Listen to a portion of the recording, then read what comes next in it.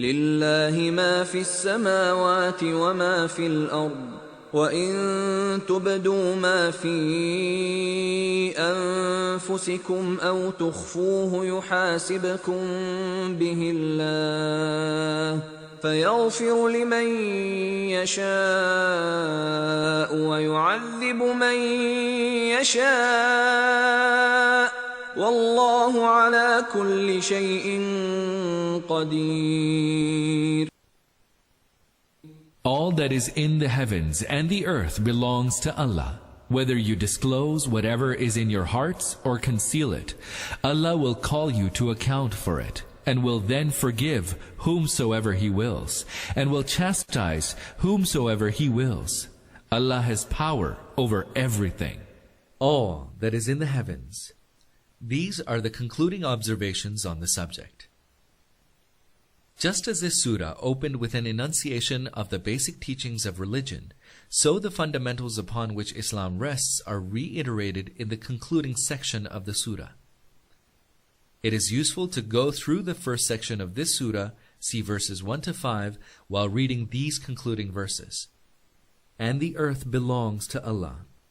This is the first fundamental principle of Islam, that God is the sovereign of the heavens and the earth and all they contain, and that it is improper for man not to bend himself in obedience and service to God. Whether you disclose whatever is in your heart or conceal it, Allah will call you to account for it. This sentence mentions two other matters. First, that man is individually responsible to and answerable before God.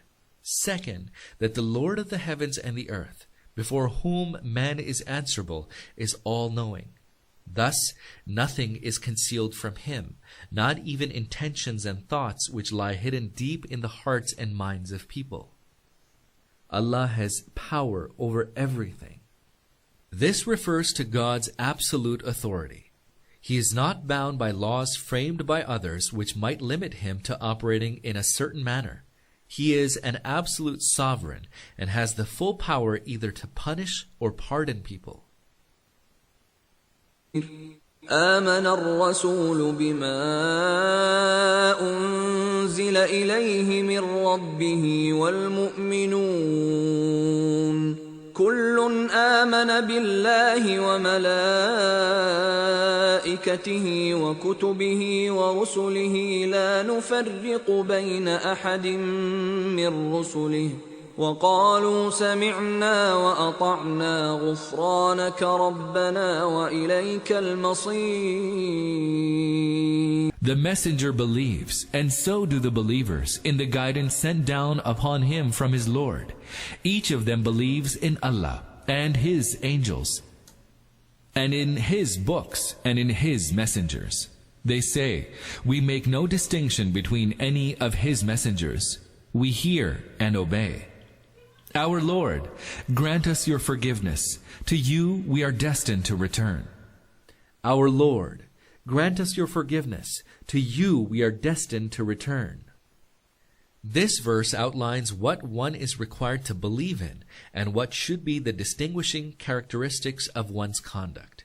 They consist of the following: belief in God, in His angels, in His books, in all His messengers, instead of some rather than others, and in the fact that ultimately one will have to stand before God's judgment.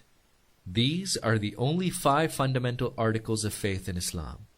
Having accepted them, the only proper attitude for a Muslim is to cheerfully accept and follow whatever directives he receives from God.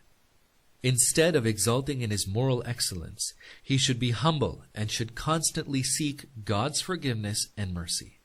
لا يكلف الله نفسا إلا وسعها لها ما كسبت وعليها ما اكتسبت ربنا لا تؤاخذنا إن نسينا أو أخطأنا ربنا ولا تحمل علينا إصرا كما حملته على الذين من قبلنا ربنا ولا تحملنا ما لا طاقة لنا به واعف عنا واغفر لنا وارحمنا أنت مولانا فانصرنا على القوم الكافرين.